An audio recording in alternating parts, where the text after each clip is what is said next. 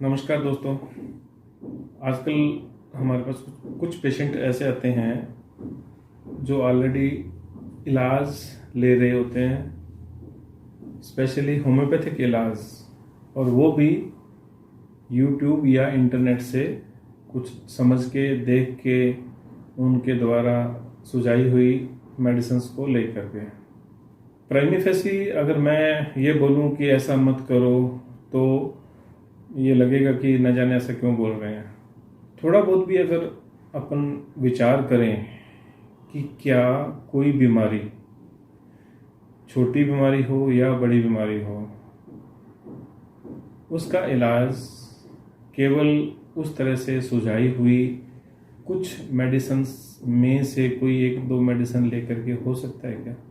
अगर इतना आसान होता तो होम्योपैथिक प्रैक्टिस करने के लिए मिनिमम क्वालिफिकेशन BHMS, और उस BHMS को करने के लिए टाइम लगता है 5.5 years। और 5.5 year तक उसने क्या किया होगा, उस डॉक्टर ने क्या सीखा होगा, कुछ अंदाजा लग सकता है क्या? कि केवल वो 5 दवाइयाँ या कोई एक दवाई, ये एलर्जी के लिए ले लो, ये अस्थमा के ले लो, ये सियाटिका के लिए ले लो, ऐसे नहीं हो सकता। अब होम्योपैथी के सिस्टम को थोड़ा अच्छे से अगर आप समझना चाहेंगे तो खुद जान पाएंगे कि ये चीज़ एडिक्वेट नहीं है। ऐसा नहीं है कि उनमें से वो दवाई अस्थमा की दवाई नहीं है, नहीं, ऐसा नहीं होता। वो अस्थमा की दवाई है, वो एलर्जी की दवाई है, लेकिन उसके स्पेसिफिक लक्षण होते हैं। उन लक्षणों के होने पर ही उस पेशेंट को वो दवाई कारगर रहेगी, और उसकी भी डोज, उसकी भी पोटेंसी, उसका भी रेपिटेशन, ये इतना आसान नहीं है कि 5-10 मिनट में किसी भी डिजीज़ के बारे में, उसके इलाज के बारे में बता दिया जा सके।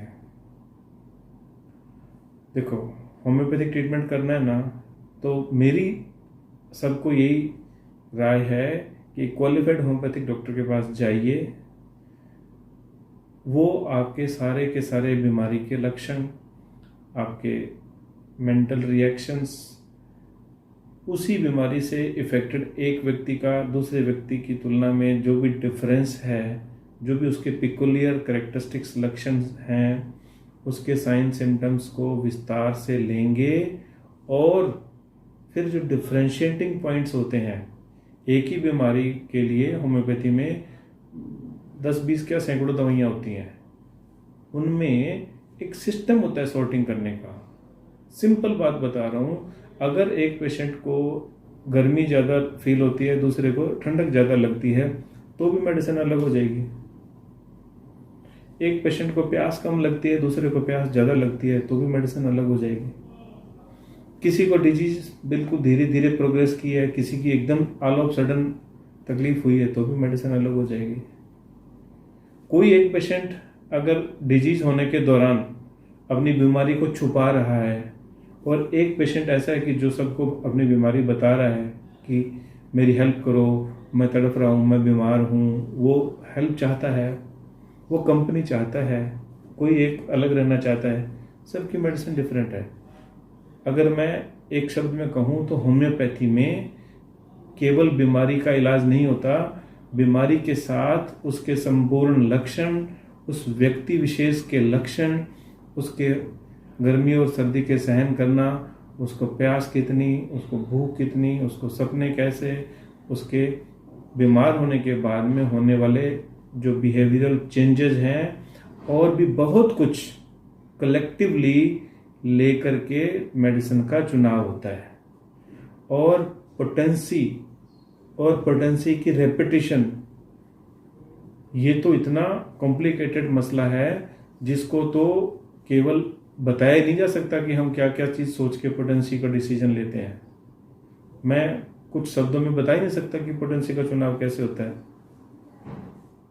रिपीटिशन कि कब किसको कितनी डोज को रिपीट करना है, ये बहुत कॉम्प्लिकेटेड होता है।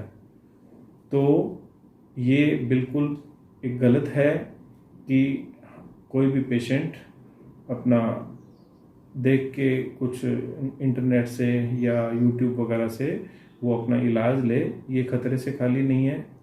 और ऐसा करने से होम्योपैथिक सिस्टम की डिग्निटी भी खराब होती है।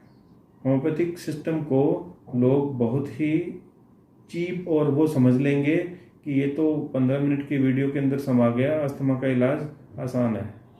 डॉक्टर जानते हैं कि वो सब सीखने के लिए उनको कितना टाइम लगा है। तो होम्योपैथी सिस्टम की डिग्निटी भी खराब ना हो, आपका इलाज भी अच्छे से हो, तो आप एक क्वालिफाइड डॉक्टर से ही जाकर के इलाज लें। मेरा आप सबको यही सुझाव है। Thank you.